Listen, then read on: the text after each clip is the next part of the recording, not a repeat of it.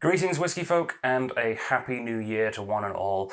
It is New Year's Eve 2021, and we are about to embark on another year. And it's time for the final whiskey, the final dram of 2022. And what is it going to be? It's a particularly special one for me personally, despite the fact that I've never had it, because this is actually this exact bottle, was the last bottle of whiskey on the shelf of the Strath that was there before I took over whiskey. It predates my time being in charge of whiskey at the Strath. So it's kind of a end of an era whiskey. And I think that's a really interesting thing to look at and to celebrate right now. It's also quite useful because it's an old school style of whiskey. What is it? It's the Chivas 25. Yeah.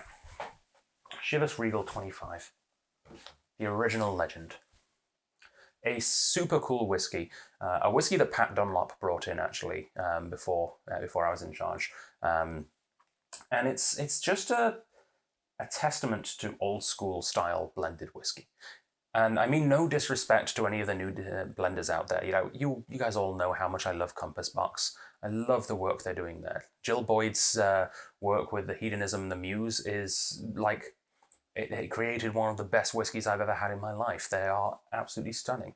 And there's so many other great blenders out there right now. Morrison are doing fantastic things with the Old Perth. Love all of the new guys, don't get me wrong.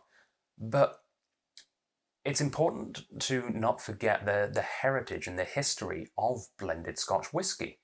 It's why we have all of the varieties of whiskey that we have right now. It's why we have single malts. It's why we have single cask single malts. It's why we have single cask single grains. It's an incredible style of whiskey with a beautiful, rich history that we need to make sure that we don't forget. And toasting a new era, a new year by saying goodbye to the last remaining remnant of a time before me at the Strath, I think is really cool. So I look forward to this one. To the best of my knowledge, I've never had this edition. I had a 25-year-old Chivas Regal. I don't think it was this one. I'm fairly certain it wasn't, to be honest. This is super cool. Chivas Brothers established in 1801. And there's a bit of information on the back. At the turn of the 20th century, Chivas 25 became a luxurious symbol of East Coast America's high society. It takes a whiskey of superlative quality to follow in the footsteps of such illustrious predecessor. Rewardingly rich, elegantly smooth, and perfectly balanced, Chivas Regal 25-year-old original legend is the consummate Scotch whiskey blend. Big words. That's a big claim from Chivas Regal. Love the packaging. I love this sort of thick, hard card with the nice sort of gold embossed label. I love then this sort of leatherette box that is contained within. Really nice. Little clasp, I'm not quite sure. You push up to open, push up to open. All right. And then this sort of velvet red inside. It looked even better when the bottle was full. Of course, I've already shared this amongst friends. Let us know in the comments what you think of this whiskey, by the way. I'm really interested to find out everyone's opinion. I know it might not be the kind of thing you'd expect for the grand finale of this kind of thing, but I'm excited to try it. I really am. And I hope you guys are as well. Super cool. There's a little booklet as well. Let's see what it says in here. I haven't opened this yet. There's a picture of a giant steamship. It puts you in the right kind of era. Maybe the Titanic, I'm not sure. Probably drank this on the Titanic. Chivas Regal was launched in 1909. Interesting. A 25-year-old luxury blend created for the sophisticated palates of America's East Coast high society. So this was the whiskey they launched with, apparently. I know Chivas as a brand has been around for a lot longer, but this is probably the first one that they actually bottled for North America, perhaps? I'm not sure what they mean by that. There had never been a whiskey like it. Such was its success that within months, demand outstripped supply. And then fate, in the form of World War I and the Prohibition era, intervened. Chivas Regal 25-year-old disappeared from view, to become a highly sought-after collector's item. Now, nearly a century later, from 1909? When was this bottled? There is a stamp, 2013.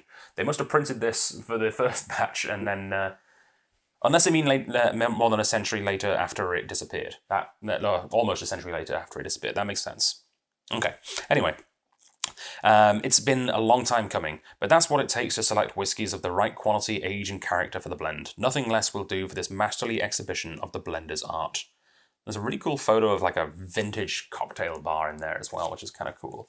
Nice little book. There's actually quite a lot of information. There's meteoric success, the birth of a 25-year-old. Yeah, I'm going to sit and read this later on. They have tasting notes though. Let's see. They do. Next to what I believe is a photo of Strathisla. I think that is Strathisla at night, which is beautiful.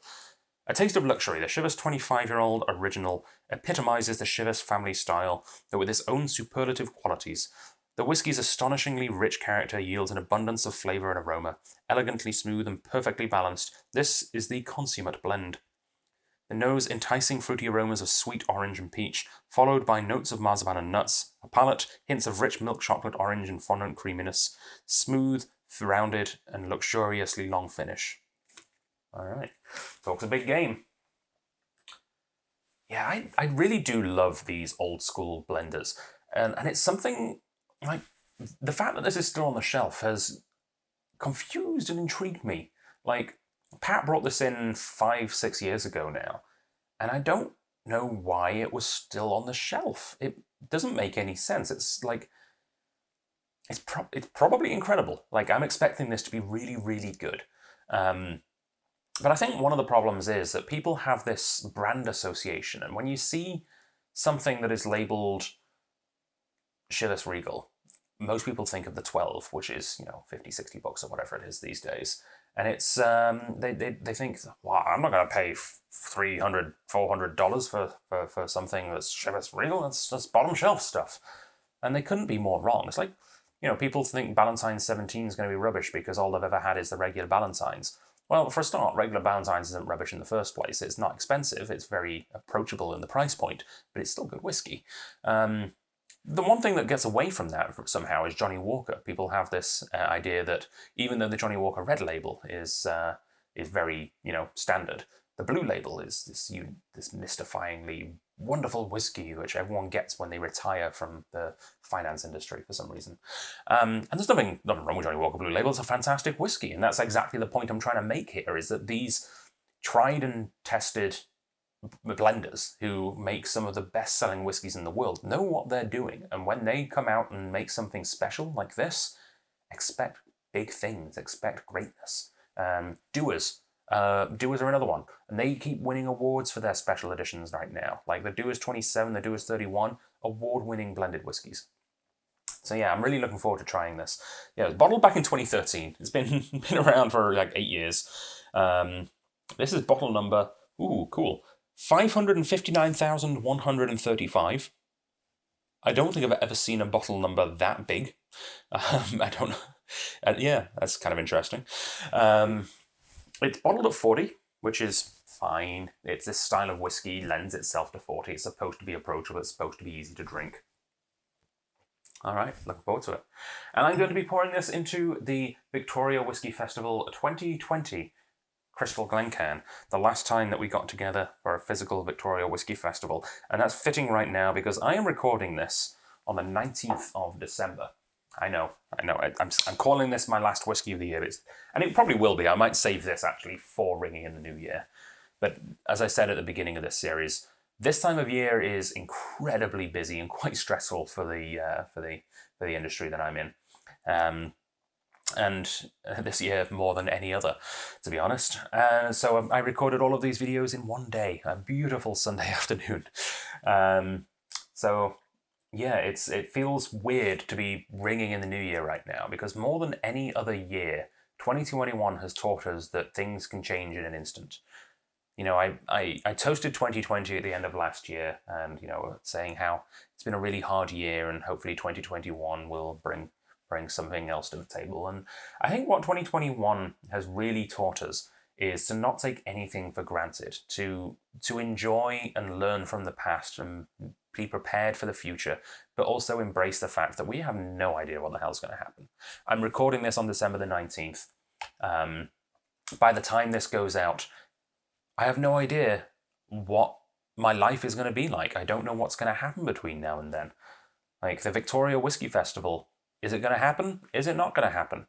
I mean, I hope it's going to happen. We're planning for it to happen. Right now, tickets should have gone on sale this morning, and we had to postpone it again because we don't know if we're going to be able to run the festival at full capacity. Right now, we hope that we will be able to, but we didn't want to sell tickets and then have to disappoint people by refunding them and trying to choose who to refund if we can only be at half capacity. It's going to be horrifying. So we decided to put off ticket sales until the new year.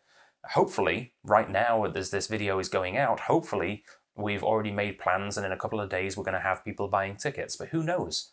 That's the best case scenario. Worst case scenario, the entire festival is closed, and that's the world we have to live in right now. We can't take anything for granted. We have to embrace things that we can enjoy in the moment, and I'm going to embrace this whiskey right now.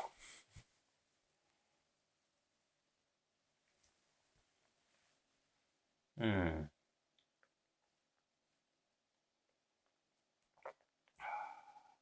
Oh.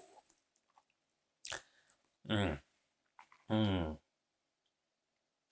The flavors in this whiskey, they roll like the tide.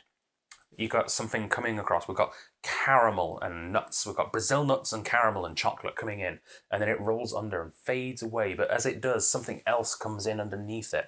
We've got beautiful, rich vanilla and oak. And then as that fades away, something else is coming up, and it just keeps on going. I can still taste it in my mouth right now. And, I feel like I'm on the 7th or 8th turn of the tide. That is amazing.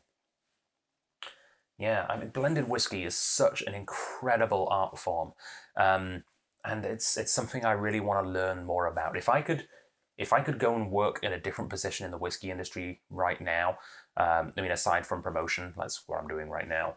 Blending is probably what I'd love to learn about. I don't know if I have the ability. I don't know if my palate is good enough to be a blender. It probably isn't. Like, the people that make this kind of whiskey are upper echelon, like incredible tasters. Um, but if I could do that, I think I'd like to. Right? It's creative. It's forming an artwork. Taking.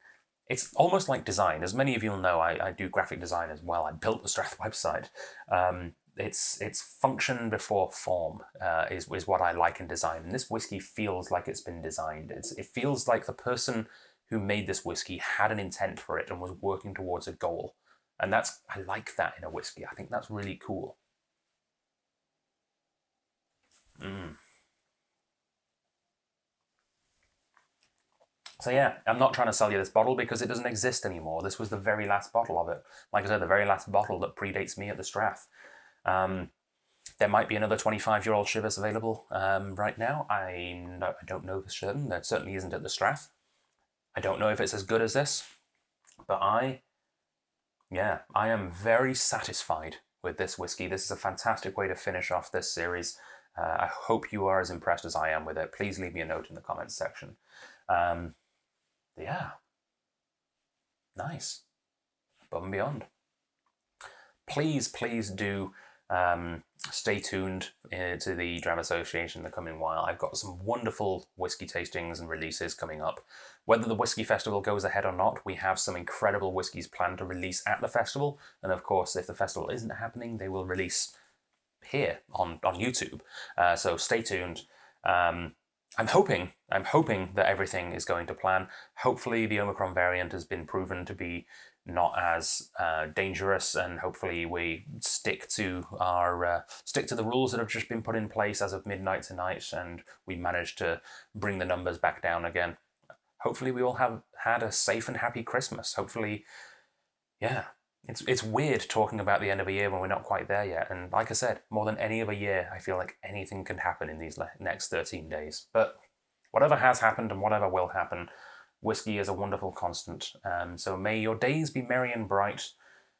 May all your Christmases be white, apparently. I don't know why I started singing that song, but maybe we had a white Christmas. Ooh, that's exciting. I know the weather forecast right now says it will start snowing in Victoria on Christmas Day. I don't know if that happened. Oh, so many things I'm looking forward to finding out about the future. So many things I'm grateful for about the past. And I think that is a wonderful way to ring in the new year. Slán Chivas, stay safe, and yeah, love you all.